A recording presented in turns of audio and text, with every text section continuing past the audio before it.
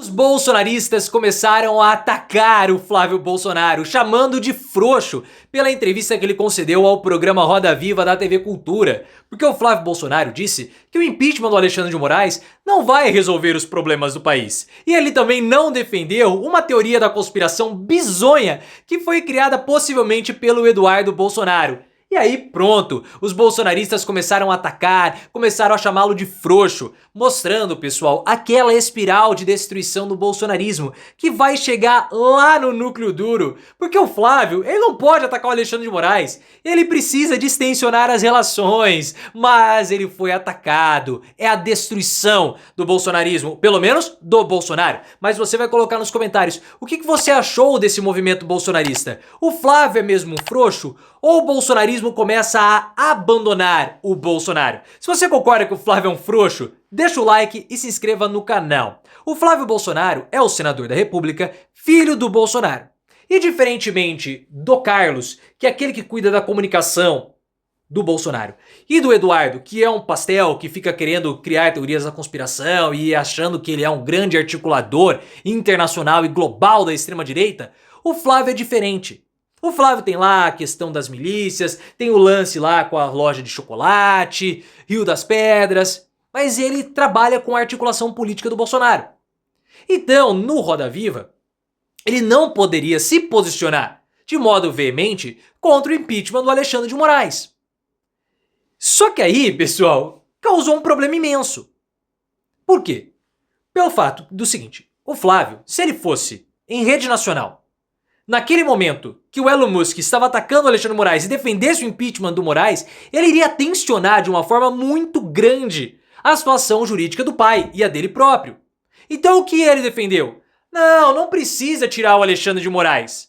O que precisa é acabar com o inquérito das fake news, acabar com o inquérito das milícias digitais. Pronto, isso já pacifica o país. Ou seja, encerra o inquérito que vai nos prender.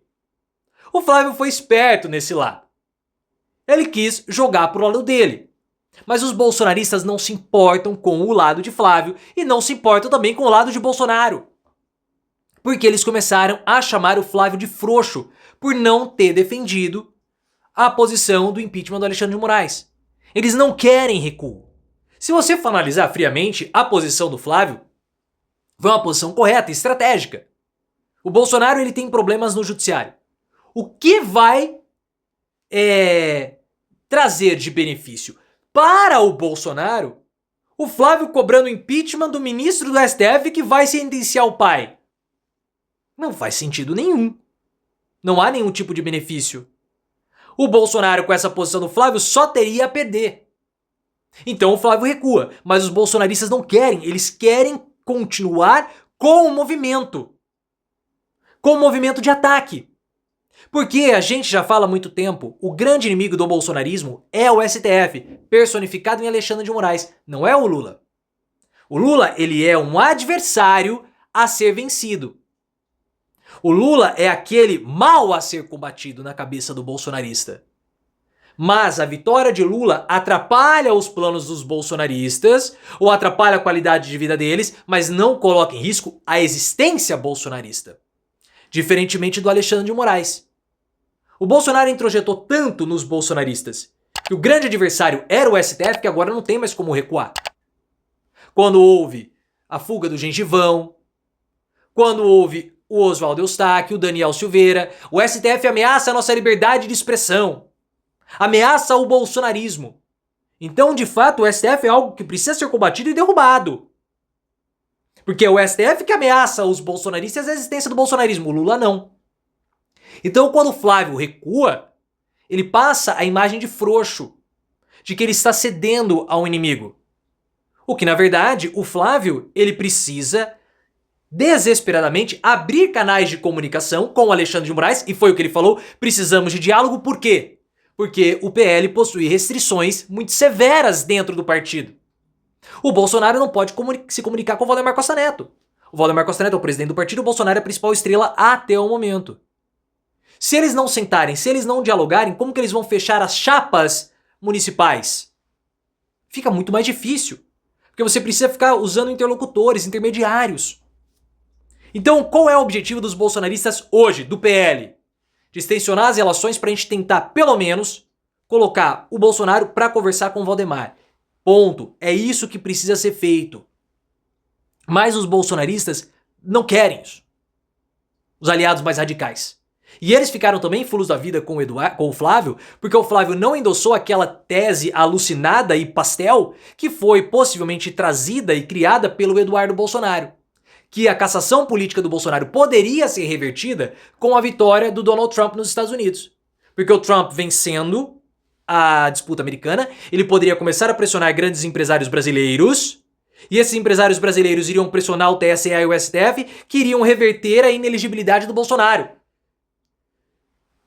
Quando essa tese chegou dentro do PL, na ala mais pragmática, os caras estão absurdos, isso é um delírio. Como que Trump vai interferir nisso? Isso é uma afronta à soberania nacional, não há possibilidade disso acontecer. E o Flávio foi questionado sobre isso. O Flávio saiu pela tangente, claro. Não defendeu a tese. Só que o Flávio erra ao não defender a tese porque o que une o bolsonarismo é justamente a teoria da conspiração.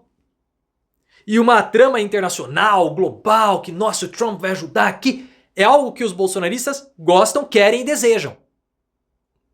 Então o Flávio, nessa entrevista, ele atentou 2 vezes contra o bolsonarismo. E por isso que agora ele começa a ser atacado. Porque o bolsonarismo, pessoal, é um movimento de autodestruição. Ele é um movimento autodestrutivo. A gente fala muito aqui no canal, já faz um tempo que a gente não fala, mas sobre aquela espiral de destruição. O que é a espiral de destruição do bolsonarismo? Espiral é um movimento que ele não é um círculo, porque à medida que ele passa, ou ele vai se abrindo, ou ele vai fechando. No caso da espiral de destruição do bolsonarismo, é um movimento que parte da periferia para o núcleo. Os bolsonaristas eles foram atacando todos aqueles que estavam na margem do bolsonarismo. Joyce, Frota, Mourão. Aí começaram a chegar mais perto. Tá vendo que já tô chegando bem no fim, ó. Foi assim, ó.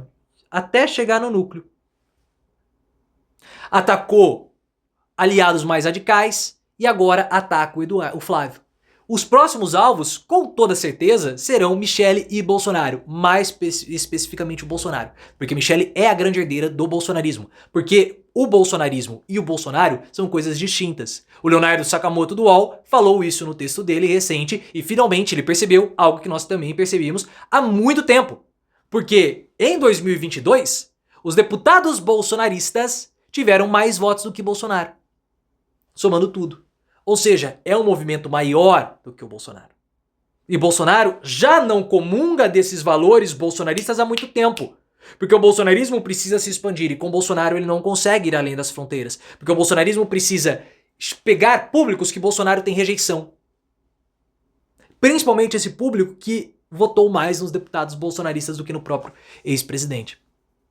E agora, Flávio Bolsonaro é atacado, é esculachado, mostrando essa destruição do movimento bolsonarista, ou pelo menos da família Bolsonaro, ou pelo menos de Bolsonaro e dos 3 filhos, porque Michele aí é outra história.